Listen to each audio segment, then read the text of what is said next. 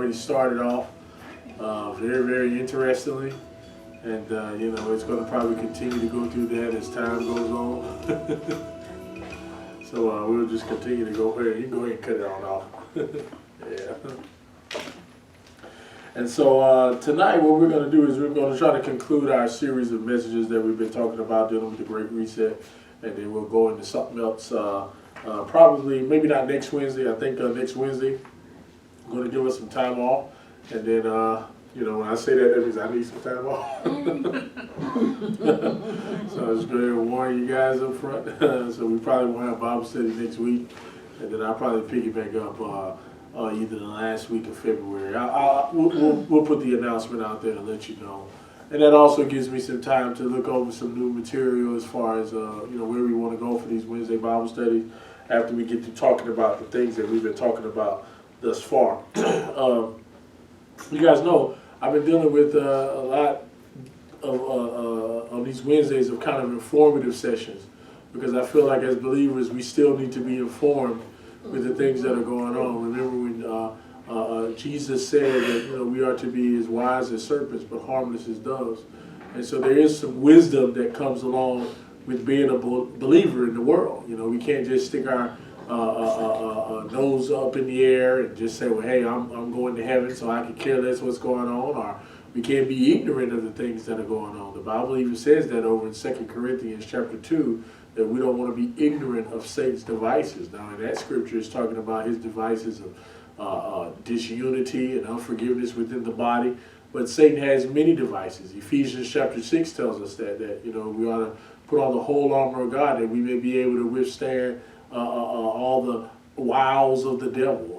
It talks about having the shield of faith to handle the fiery darts and all the different things.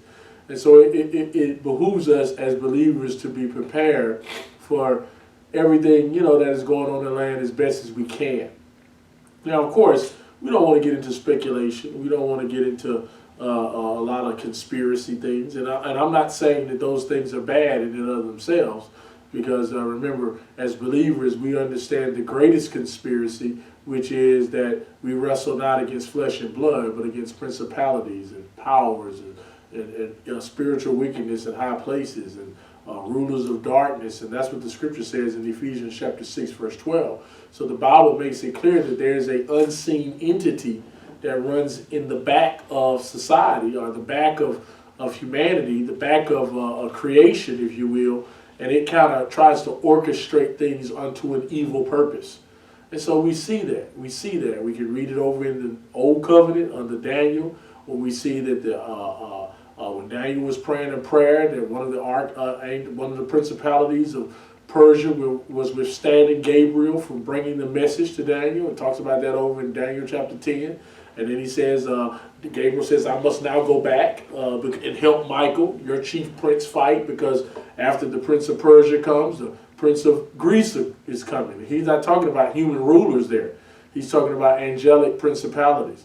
And so again, those verses help us to understand that there is a back scene, if you will, that goes on within creation, or that goes on within society, unto dark purposes. We understand that. And it's imperative that as believers, we truly understand that.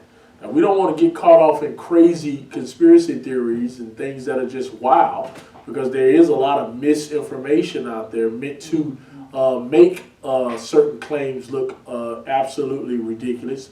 I don't know if you guys are aware that right now on Facebook, they're doing a complete scrub of any type of vaccine information that is contrary to what is put out by the NIH, which is the National Institute of Health, the CDC, or what the administration is saying. So now, if you were to put any information about the vaccines that they don't deem correct, it's going to be scrubbed from the internet. It's going to be scrubbed from Facebook, scrubbed from Twitter, scrubbed from YouTube. So that lets you know that somebody says, what's wrong with that? That's censor. That's censoring. That's what you call censorship. And once that begins to happen, then you can begin to control all the different mindsets throughout society, because we'll talk a little bit about that tonight. So we have to think about this stuff. This stuff is real. It is real. And as believers, We never want to be so ignorant where we tend to just dismiss everything, or we not pay attention to things that are going on. And I don't want you to get bogged down into the whole political arena. I mean, that can be just totally mundane, you know, and I don't think our heart should be anywhere in there, because I never saw Jesus ever once telling his disciples to go run for public office. You know, he never told them to go be the next emperor. Or, you know, I never saw Jesus at one point praying for a certain emperor to win, you know, or to get in. You know, you just don't find that out there. I mean, you know, the believers dealt with whoever was in office. Whoever was the leader of Rome, that's who they had to deal with.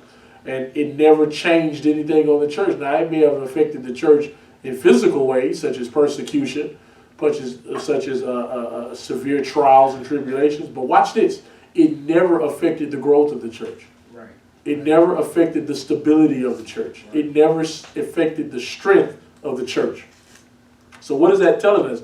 That the world's governments has no effect on the church. Right.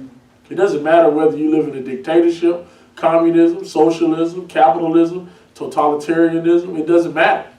That has no effect on the church, except for it has its effect physically. You follow what I mean? Physically. Like, they can't do physical harm as far as persecution, putting people in jail, like what's going on over in China and the things that are going on over in certain provinces over in China. But even what they're doing in China to Christians has never once stopped the effectiveness of the church. Remember what Jesus says. Are y'all still with me? Jesus says, my kingdom is not of this world. If my kingdom was of this world, he says, what did he say? My soldiers will fight. But because it's not of this world.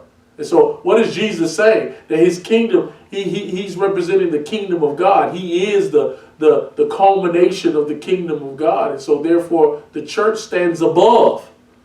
Stands above the world governments. Now, and I'm not saying that we are above the laws. That's not what I'm saying. Meaning, when I say above the governments don't affect the church. The governments are not our king. That's not our queen. That's not what it's about. We obey the laws because the Bible tells us that in Romans 13. It talks about that. But on a greater level, we understand that the church is above those things. And so when we really get this, we're not alarmed by certain things that are going on underneath society. And so that's what we've been talking about. And so I want us as believers to and I don't want to say just wholesale believe these things, but do your own investigation. You know, I've taken the time to read the book, COVID-19, The Great Reset, and it's a very interesting book. I mean, one thing I got to give Klaus credit for, he doesn't necessarily say everything concretely. He does a lot of political talk in there. And if you guys know anything about political talk, it's very hard to understand it. Politicians know how to say the most amount of words without saying anything. Right. That's true. They are masters at that. They master that skill. So when you're watching an interview, they'll be saying something and you have no idea what they're really saying. Like, you don't really get the gist of what's being said by that statement. And so that's what we're talking about when we think about what this book that Klaus Schwab wrote, COVID-19, The Great Reset. The whole thing about it is a policy shaper. Y'all follow that? Everybody know what I mean? When I say a policy shaper, it's what politicians will use to help shape their administration. Right. Okay. Have you ever wondered where does a politician get his view or her view for the world? Mm-hmm. Where do they get it from? Well, one thing that we are learning here today is that once there is a narrative going on in society, that narrative runs throughout all the different governments. One thing that I have trained my ears to do, and me and Lindsay do this a lot, we can now pick up on words that are said across all the platforms. You'll say, okay, ABC said that. CNN is using that word. We're going to talk about one tonight, existential. How many times have you heard so-and-so is an existential threat? That is a word that is heavily used in CNN. It's used in MSNBC, Fox, ABC, CBS. You may not have even paid attention to it. But again, that's because a lot of times when we're watching television, we're not really engaged in what we're hearing. Right. Television was really designed to engage the subconscious. Right. I wish I could go heavily into that. It is to shut your conscious off and you just be engaged subconsciously. And subconsciously, there's these things are being told to you and presented to you, and you don't even know where you're getting these ideas from. You don't even know why people are threats. You don't even know why you're nervous, why you're scared. Mm-hmm. And that happens a lot because we haven't been, you heard me say it before, one thing that hasn't been taught in schools is critical thinking. You know, think about it. When we all were coming up, we remember reading those short stories. Everybody remember reading those short stories. They'd be like 5 pages and you had to read them. And then what would be at the end of the stories? Comprehension questions. Everybody hated them. And I know what you did because I did it too. I would go read the questions and I'd thumb through the story and try to find the answer. But that's exactly how most of us tend to do our information.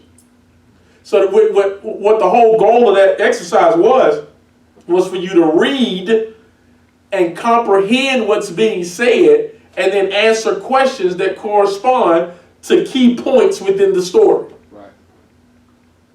But again, because it's not necessarily taught how to critically think, what happens is we just hear. We just be, and that's a form of being entertained. And so because of that, we miss these things that are going on within our society.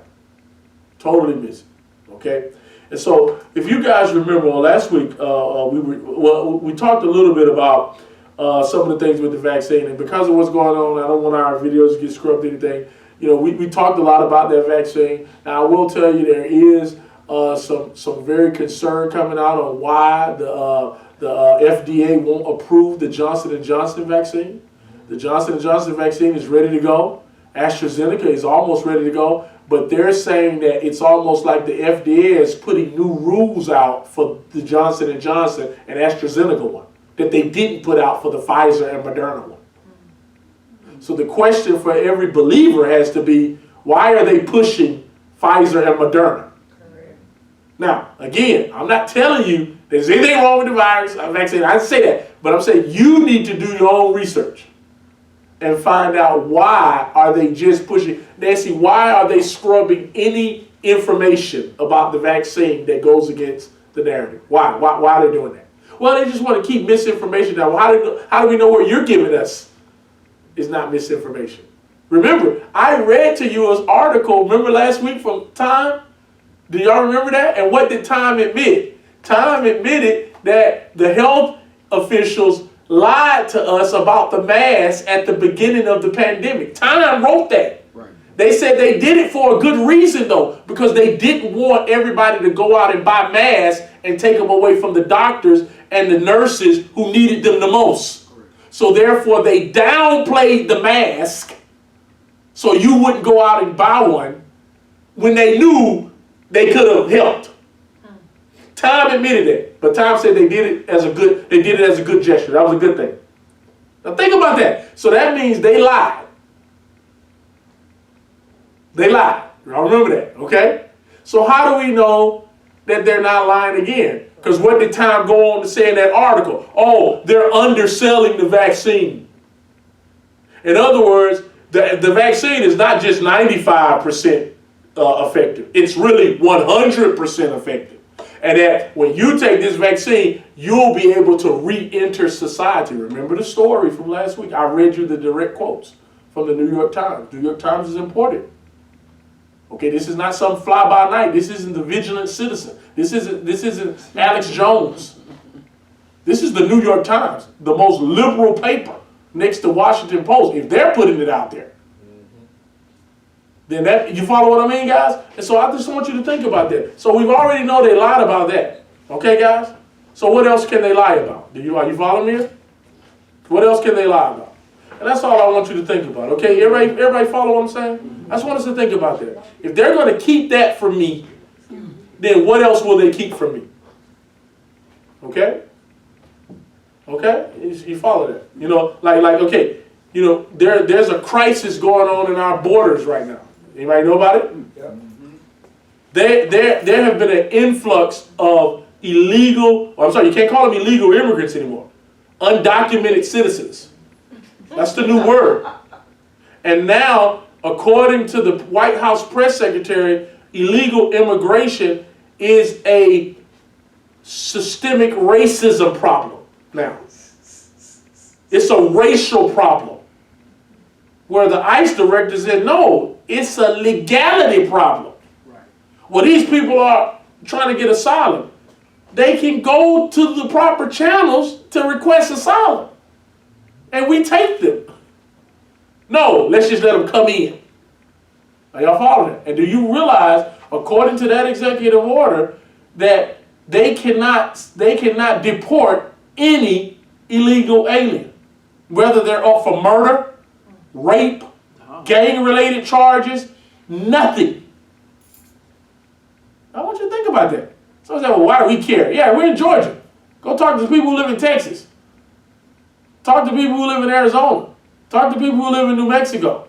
People who live in San Diego.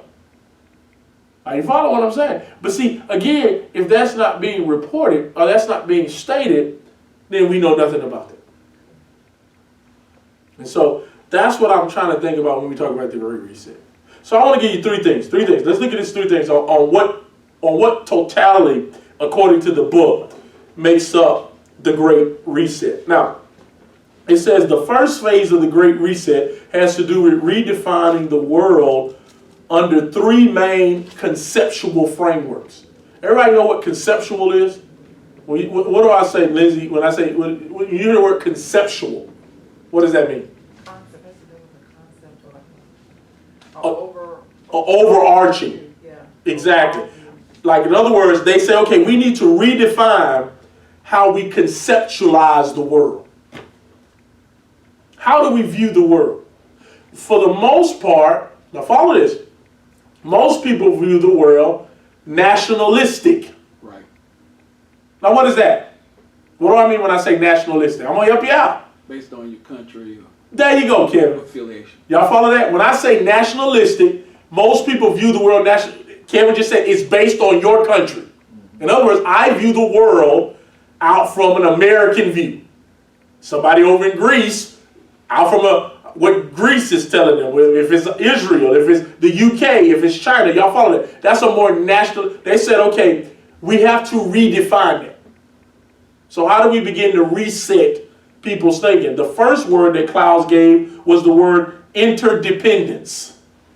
That's the first thing, interdependence. Now listen to this. Klaus says that the byproduct of globalization and technological progress is the interdependence of the world system. So in other words, here is one of the byproducts of advanced technology. The world is more interdependent now. All of us are of the age where we remember when there was no email. So when there wasn't any email, what did you have to do? Write a letter. You know, when I was in the Navy, we wrote letters. It would take 2 weeks to get one. You follow that? It was no email. It wasn't even that wasn't even on the horizon. Well, what has the email done? It has connected everybody. What has the internet done? It's connected everybody. Y'all follow that? So interdependence is the new word that Klaus is talking about that is going to help to reset our conceptual framework of how we view the world. Many say that the world is now, listen to this word he used, hyper-connected. Hyper-connected. What does that mean? If something happens, we get it instantaneously. Do y'all understand that? If an earthquake happens over in China, some of you have your news set up to where you'll get an alert. I think it was a shooting that took place someplace. And I got the alert. So the world is hyper-connected. Listen to this. The world is linked together through the rise of advanced technology. Now listen to this. This is an amazing quote here. One diplomat described it as, listen, I want you to see it. This is how a diplomat described the world prior to this interdependence. Are y'all still with me? Here's how this diplomat, he said, before this interdependency, he says, the 7 billion people who inhabit the planet Earth no longer live in more than 193 separate boats. Now, y'all follow it? He says, okay, before interdependency, here is how everybody looked at the world. There's 193 countries. Everybody lived in a different country. So then he says, so all 7 billion people lived in 193 different boats. He said, that's how we once thought about the world, correct? He said, instead, here's what they said. Now watch this. With interdependency, now y'all got to pay attention. Else you're going to miss what I'm saying. He says, because of interdependency, now, instead of living in 193 different boats, we all now live in 193 separate cabins on the same boat. Okay. Now, what does that mean? Y'all been on a ship before? Yeah. Now, before, we all lived in 193 different boats. Right. Now we live in 193 different cabins on the same boat. He says this is an important view that people have to have. You are not on your own little boat. You are on a cabin within a big boat called the earth. Somebody said, well, that just does make sense. Keep going. That same diplomat recently said about COVID-19, if we 7.5 billion people are now stuck together on a virus-infested cruise ship, does it make sense to clean and scrub our own personal cabins while ignoring the corridors and the airways from which the virus travels? Wow. Humanity needs to take care of the global boat. So, in other words, our response to the virus was, I'm just going to scrub my cabin down. He says, what COVID has done, that doesn't work now.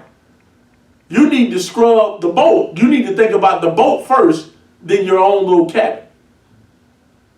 See, that's an interdependent, globalistic mindset.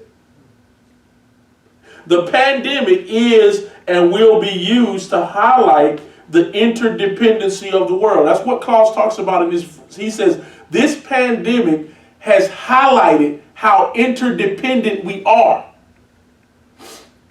What did we notice at the height of the pandemic around March and April? When the world shut down, what did we notice shut down as well? Supplies. Now, why did supplies shut down? Why you couldn't get them? Because they're done at certain, right, they're done at certain places have kind of like a monopoly on. Exactly. And we know if you go to the Asian markets, they have a monopoly on certain supplies like masks, gloves, all of that's made in China. Right. Also, based on the GNP, they only produce a certain amount to keep the economic on track. Yeah. So they only gonna keep a certain amount in the warehouse for a particular time. So when that takes place, now you throw everything out. It throws everything off. Now, right now, see, they got plenty of it. Exactly. They caught up. So, good point. Exactly what Elder Charles is saying. And that's not just with supplies. We noticed that with food. What also happened, come on, y'all remember back in April? Meat plants shut down. Certain places shut down. Remember how they were talking about with the cars at the end of 2020, they were late putting out the 2021 models. Why? Because the Ford plants and certain production plants were shut down to make what? Oh, masks. Not just masks, but what else? The ventilators. Ventilators. So what COVID did, it showed you how interdependent we were. COVID showed us that you are not by yourself. That your country may be fine, but here's the deal, it really ain't, because if you get your supplies from China, who is shut down, and then it has to route its way through the UK, which is shut down, and then France is shut down as well, then what you gonna do now? So COVID was used to show how interdependent we were in order to heighten this global reset mindset. Y'all follow it? Mm-hmm. Therefore, here's what Cloud said: a reset is needed to rethink how we see the world. This is the re-education, and he called it indoctrination into the global worldview. One of the goals out from COVID is to develop a global view. That's one of the goals. And so I'm telling you this so you can look for key things as you're watching the news stories and cycles. So that's one of the things that's going to help to bring this reset. Now, so that's interdependency. So get ready to hear that word a lot. Number 2, here's the second word: velocity.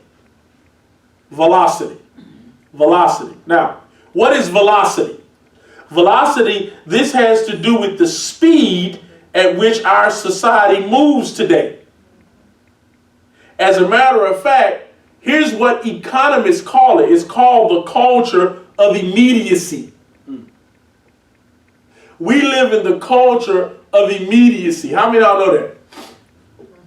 When you pull up to that drive-through window, you want your stuff right now. When you go to a restaurant, you want it now. Think about it. How was that developed? Because if you think about when we were younger, it wasn't, this culture of immediacy wasn't really there. Right. Y'all follow me? It just wasn't. I mean, everybody kind of moved at their pace, and and now all of a sudden, we move at a ridiculous pace. This is through the advent of the internet. With more than half, or 52% of the world's population online are connected through the internet. Listen to this. They're saying in 2020, over 52% of the world's population is connected through the internet. In the year 2000, you want to know what that number was? 8%. So in 20 years, it's exponentially grown. They talk about how there are places over in Africa that don't even have roads, but the people got cell phones. Yeah. Yeah. I want you, if you don't believe me, go look at the stories. They don't even have roads, but they got cell phones. Well, why would they give them a cell phone? Connected. Have somebody connected. We ain't gonna build a road, but we'll build a cell tower somewhere. That's ridiculous. So look at this, guys. Currently, the internet connects over, this number is staggering, 22 billion devices. Wow. 22 billion devices are connected through the internet in real time. In real time. And what do we mean by real time? What do I mean by that? If a device is connected by real time, that there's no delay. Right. It's like, in other words, when you get the story, it's right then. It just got sent out. Where before that wasn't the case. You would get it maybe hours later. You follow what I mean? So velocity is key. Now, the reason why he talks about this, listen to this. He says, one of the side effects of velocity is this. It creates a scarcity of time. I want you to think about this. Y'all still kind of flowing with me here. As a society gets richer and technology increases, time becomes more valuable.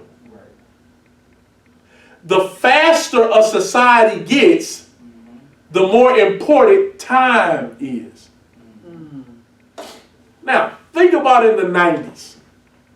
It would be nothing for you to sit down and watch a 3-hour baseball game.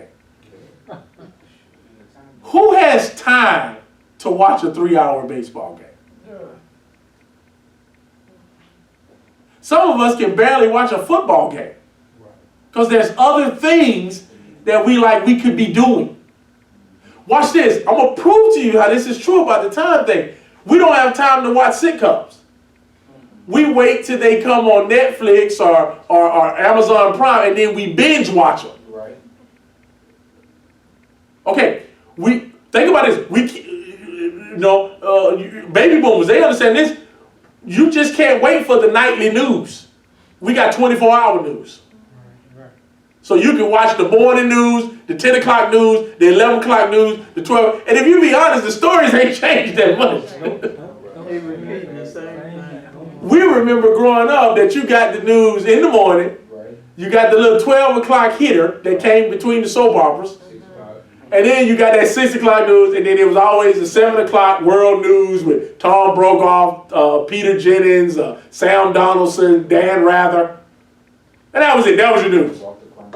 Nobody wanted to watch 60 Minutes. I mean, that was on, that was on Sunday, but Mama and them would watch it, so every now and then we would tick, so you watch a little 60 Minutes. But again, that's how we got our news. It wasn't some 24-hour a day thing. So what happens is that begins to speed up society. Now watch this. What this does is that it brings the world into real time. They said, what Klaus was talking about in this section was that the world is no longer separated by time zones. Everything has been brought into real time. Listen to this. The pandemic showed us this. The pandemic is still being used to show the world just how real time we are. Listen to this. According to WHO, it took COVID-19 3 months to reach 100,000 cases. 12 days to double that to 200,000 cases. 4 days to reach 300,000 and 2 days to reach 500,000 cases. That the pandemic, COVID showed you the speed of our society. Now, how was that possible? By flight. Some people went to Wuhan, they left Wuhan, they came in, one person landed here, spread here, boom, boom, boom. Next thing you know, it exponentially spreads. Man, I hope you guys can follow this whole thing. Klaus says that the changes from the Great Reset, listen to this, will appear gradual at first and then all at once.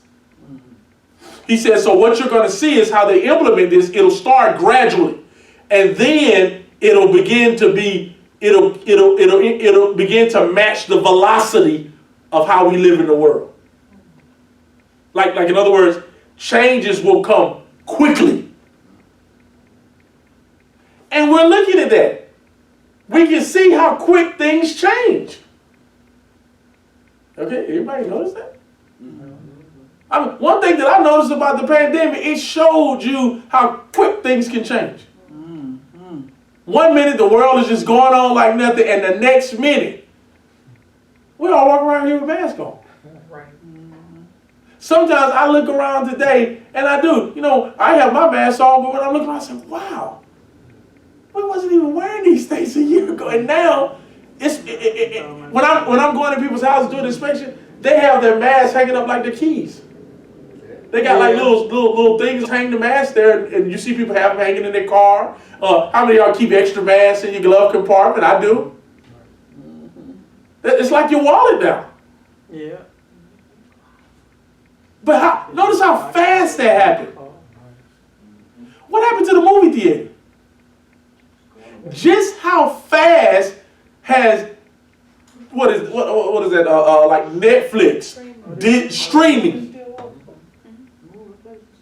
Disney Plus, HBO Max, and that's what is Apple TV and YouTube TV. Don't they have one? Yeah. That's now dominating the market. And at the end of the day, do you really want to go back to the movie theaters when you can sit there at your own nice little comfortable couch, watch the movie yourself? Popcorn is much cheaper. How about the social distancing? Now it's you're noticing if somebody's too close to you.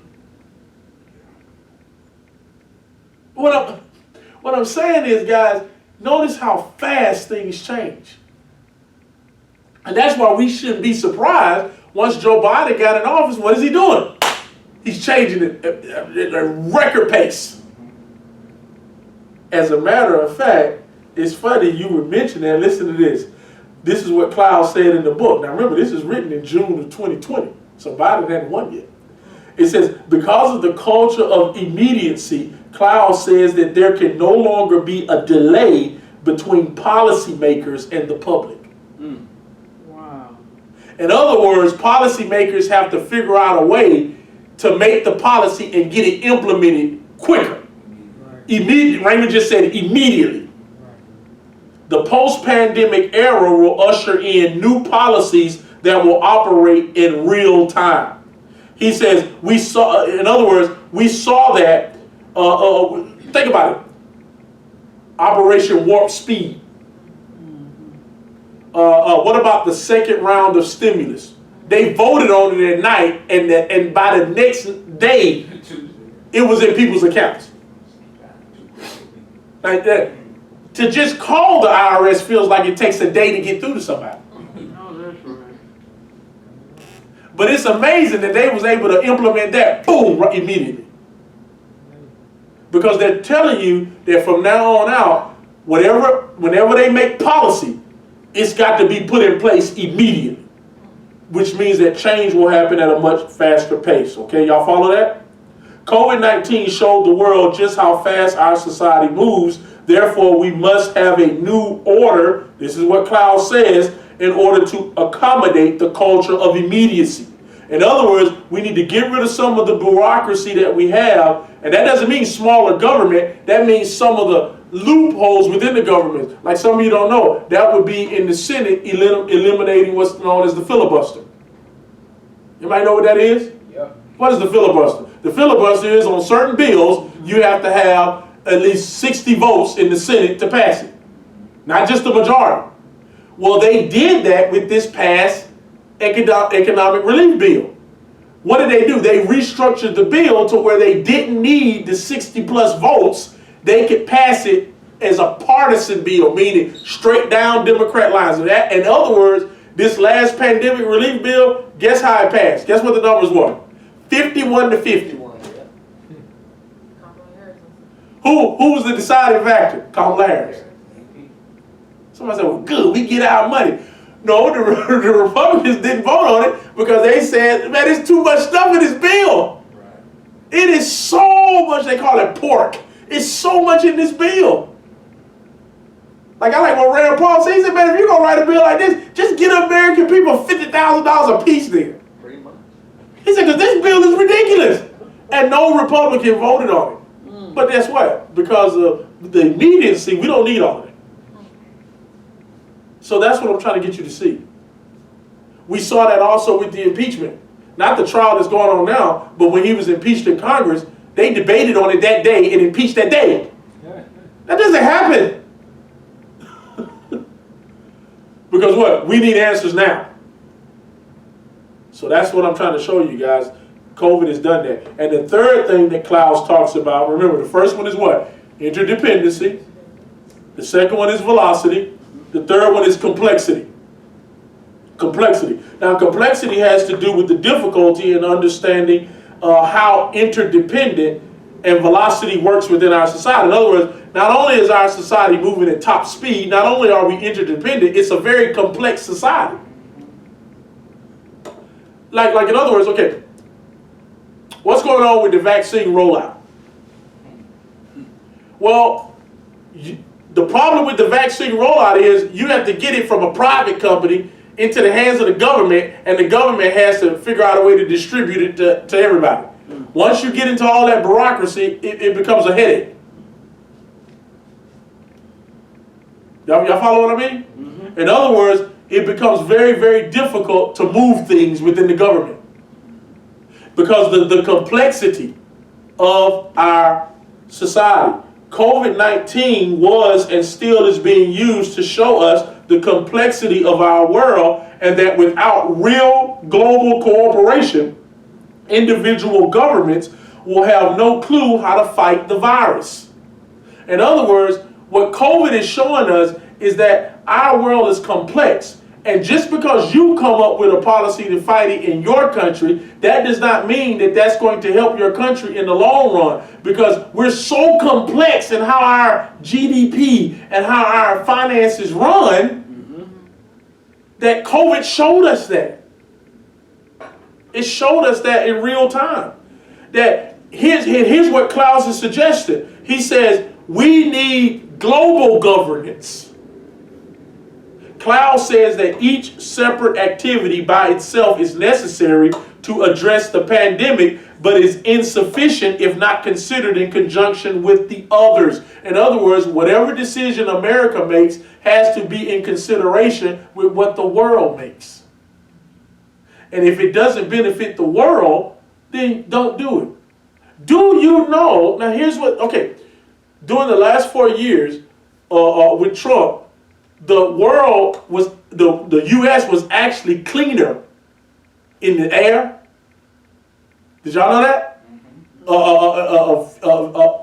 Our dependency on foreign oil was down to 0.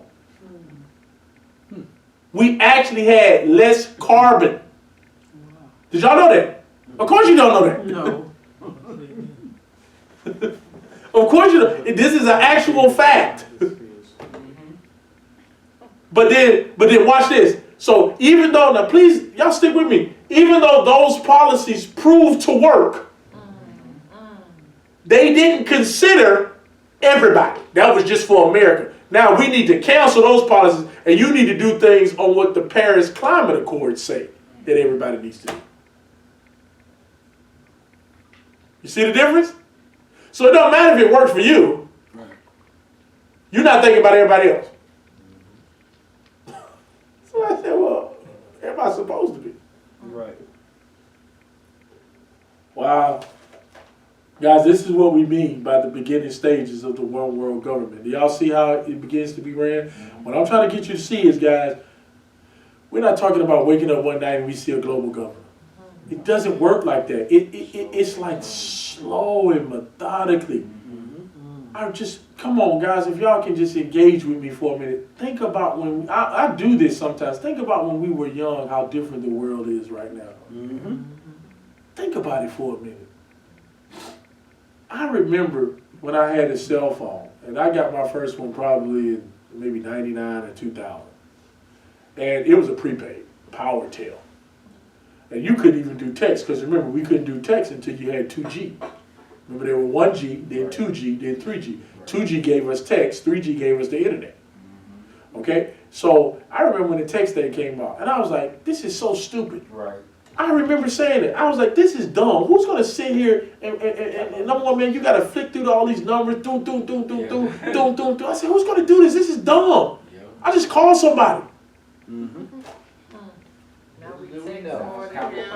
Now, you just text.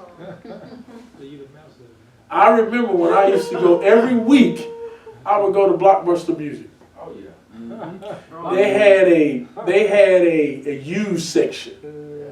I would go over there, man. I would get my. No, this is when you was buying cassettes. And I remember when the CDs came out. I said, man, I said, give me my. I was still in the Navy. I said, I was first in. I was like, yeah, give me my cassettes. I ain't dealing with this CD stuff. Next thing I know, I'll never get going to Blockbuster Music. I said, man, what happened to the cassette section? He said, man, it's that little bitty section over there. Right. He said, man, everything going to CDs. Yep. I was like, man, so now I got to get CDs now? What am I do with all these cassettes? Remember when VCR tapes was in? And then now you can't find them. And now you don't even find a DVD. What I'm trying to say, look at how the world has totally shifted. What I'm trying to show you is that's a good framework to say, if you think that this is impossible for a one world government, you're not thinking back to how the world has already changed. So those were little small changes that led to where we are. And what I'm trying to show you is this book that Klaus wrote introduces these small little changes that leads to what's known as the one world government, as the Bible says it. The pandemic is being used as a catalyst for the Great Reset. It is the turnstile that will eventually bring in that new world order, the false one. Now listen to this. COVID-19 is being used to highlight this. This is what Klaus writes in the book. And see if you see these now. Klaus says that COVID-19 is being used to highlight, listen to this, rising inequalities, a widespread sense of unfairness, deepening geopolitical divides, political polarization. One thing that COVID did, it deeply polarized everybody. Even between doctors and economists. Do you listen to the health experts? Do you listen to the economic experts? Because you had the economic experts saying, look here, man, if we keep the country closed, we're going to lose more lives.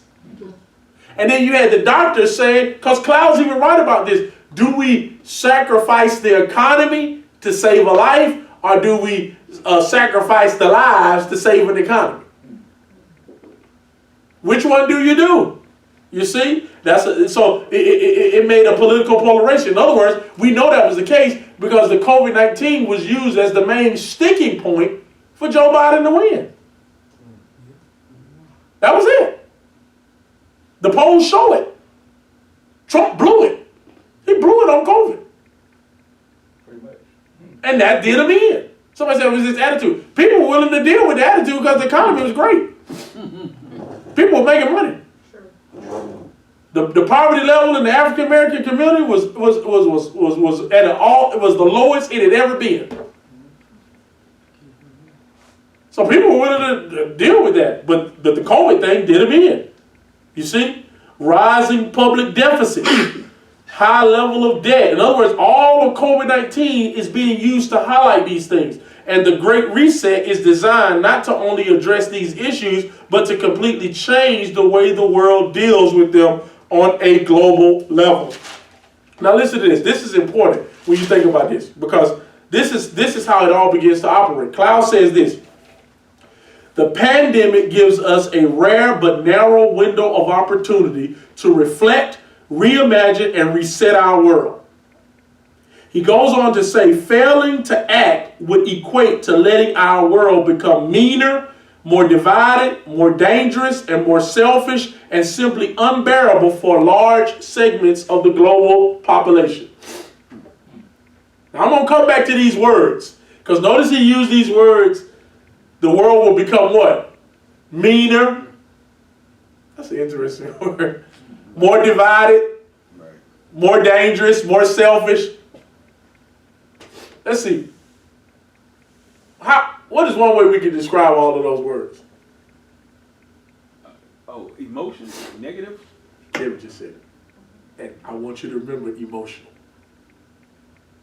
Those words are emotional and they're very subjective. The world is more meaner now. Says who? Right. What's the metrics on how we measure that?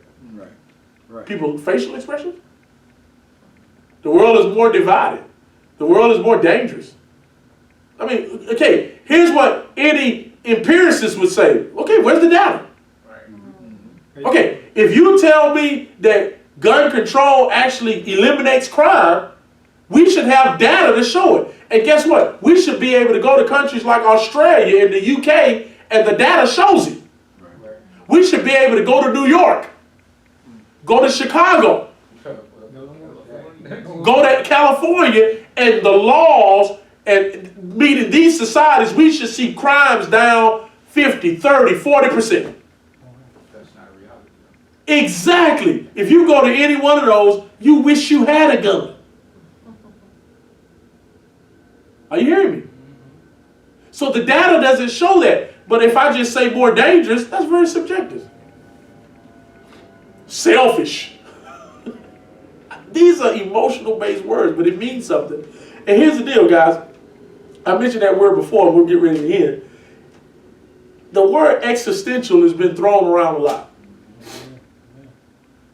Now, you heard it in the debate. As a matter of fact, I even wrote out, we're being told now that domestic extremism is an existential threat. Now, here's the deal, Mom. They have not defined to us what a domestic extremist is. And it seems like no reporter will ask that question. Can I ask a question? Yes, go ahead. You right there on the front. Please define a domestic extremist. Somebody that's extreme. No, that's not a definition. How are you basing somebody and calling them an extremist? Because what it seems like now, An extremist is a conservative Right, that supported Donald Trump, right. that may be a super Christian. Because see, if you tell me extremism are people who are criminals who plot seditious overthrowing of the government and plot civil war like what they did in the South, that's extremism. Y'all follow me here? During the Civil War, that's extremism. Okay, how was that extremism? The actual southern states wanted to defect. Right, they succeeded. And they seceded and led a war, Lindsay, a bloodbath on the country. All out rebellion. Now that's straight out sedition. And according to the Constitution, all those generals should have been hanged after they lost the war. Now, is that what we're in the midst of seeing now? No, wait, nobody agrees with January the 6th. But did you see people running in there, literally killing politicians and taking over the government? If you go look at those pictures, some of those people look absolutely stupid. These were some of the most dumbest hicks that I've ever seen. They were taking pictures of themselves in offices, selfies, singing. These were some dumb people. They were absolute buffoons. And all of them should go to jail. All of them. But if you try to convince me that that was some type of insurrection, some type of government takeover, A coup, organized. a coup. Great military coup. When I remember watching the camera work, then after a while, you just saw people hanging out on the Capitol, waving flags and just doing all this. That was a bad design for a coup. Because we can go overseas and we can see what happens when a coup takes place. Man, for real. When they take place overseas, they're hanging people. They're shooting people. Are you hearing me, guys? But because that word is being used, bam, it's an existential threat. So now, domestic extremism isn't defined for us. And as a Christian, that should scare us. Because I promise you, you will be on the list. A Christian will be on the list as an extremist because we have extreme views according from the scriptures. Right, right. Okay? We were also told during the presidential thing that President Donald Trump was an existential threat to American values. That's what we were told. An existential threat. Now, here's the deal. Somebody said, well, what does that mean, Pastor? What does that mean? Existential is an adjective meaning relating to existence. That's what it's an adjective. It's a descriptive word that means something that relates to our existence. It comes out of a philosophical movement of the 19th and 20th century called existentialism. Now, you want a good nighttime read if you're sleepy, go read up on existentialism. Because after you get to reading up on it, you still won't know what it is. It's a philosophical thought. I think one of the guys that made it really famous was, his name was Jean-Claude Sartre, Heidegger, Friedrich Nietzsche. All of these people were existentialists. Soren Kierkegaard, all these people were existentialists. They're philosophers. And you know, man, when you try to read philosophy books, good luck. If you can understand anything from a philosophy book, you are one smart cookie. Because they write in very technical terms. So, but let me give it to you in layman terms. Existentialism suggests that's that thing. Existentialism suggests that existence, what is existence? Life, universe, or everything relating to our existence, this it is, has no meaning except for the meaning that individuals create for themselves. Here's what existentialism in a nutshell means, mama. It means that life or existence has no meaning except for what you as the individual create for yourself. Your truth. You give your life meaning. Now think about this. You may not have ever heard the term, but we've all dealt with it. An existential threat is the impending danger that something is actually threatening our very existence of life. Right. So, when the media was telling us that Donald Trump was an existential threat, they were saying that Donald Trump was an actual threat on our existence of life. That's extreme. That's extreme. Exactly. That's an extremist thought. It would also be just as extreme to say that Joe Biden is an existential threat. Right. Let me do that. Joe Biden is actually a threat to the existence of life. That doesn't make any sense. And it's amazing how the media just throws these words around. These politicians do. You want to know why they do that? Because they know you don't know what they mean. They know you don't know. Right. And they're banking on you not knowing. It causes the person to believe, watch this, it causes a person to begin to question whether their lives have any real meaning or purpose or value. I was thinking about this. The key to existentialism is seen in whatever you have chosen to give purpose, meaning, and value to your life. So in other words, here's where existentialism matters.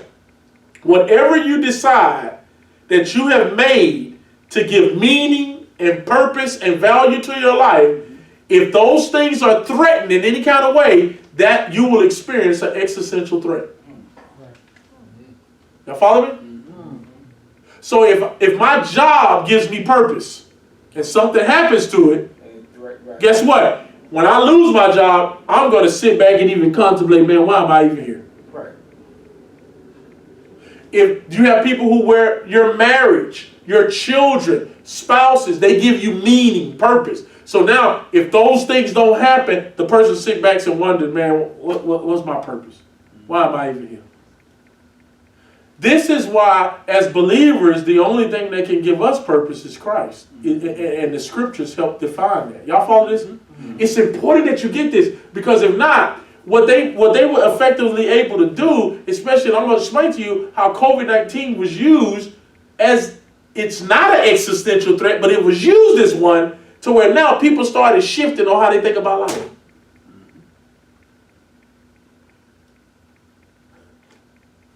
It's absolutely amazing.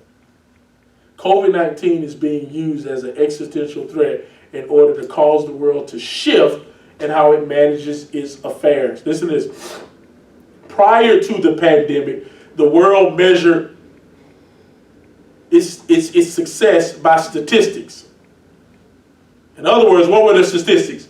It was poverty, people dying in conflicts, life expectancy. The world measured its success by the GDP, by jobs, by debt.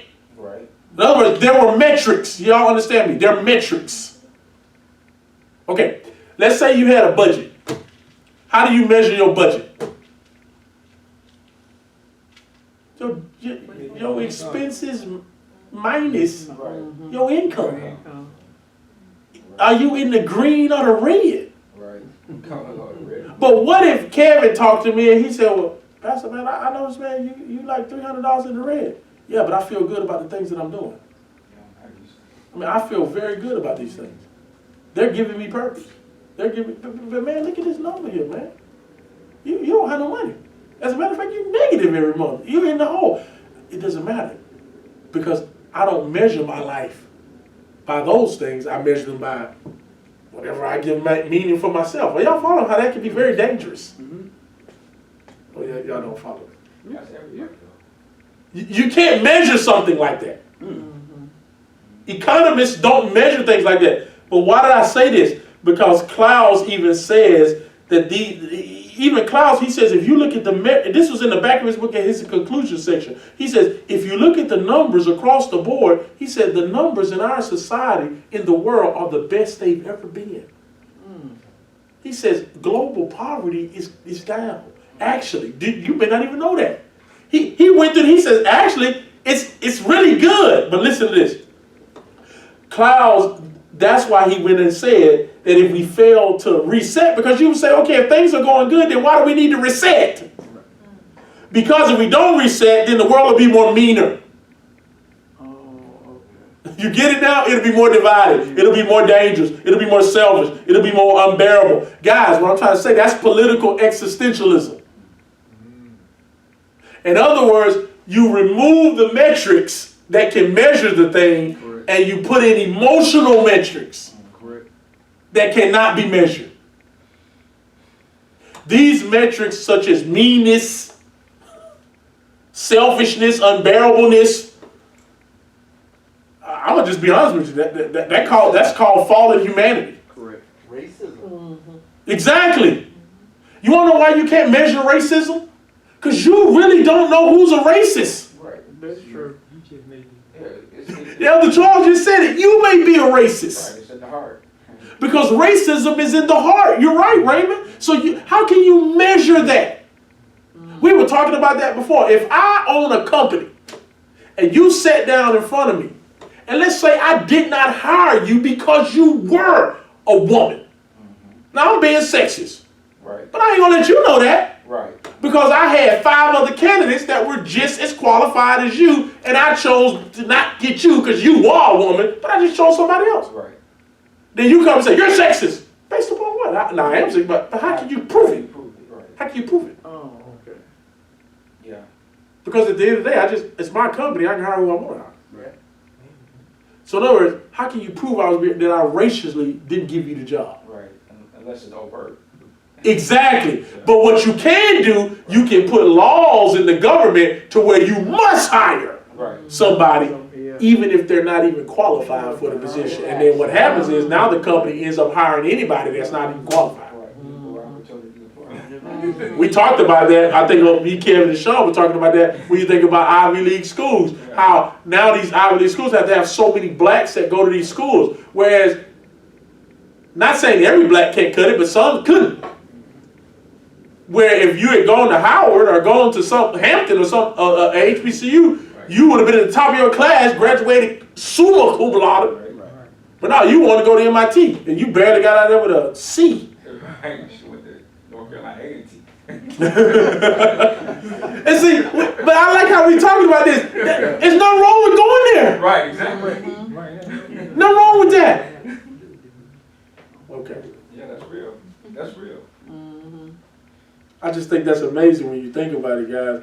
What Klaus is talking about are metrics that can no longer be measured. And this is where we err.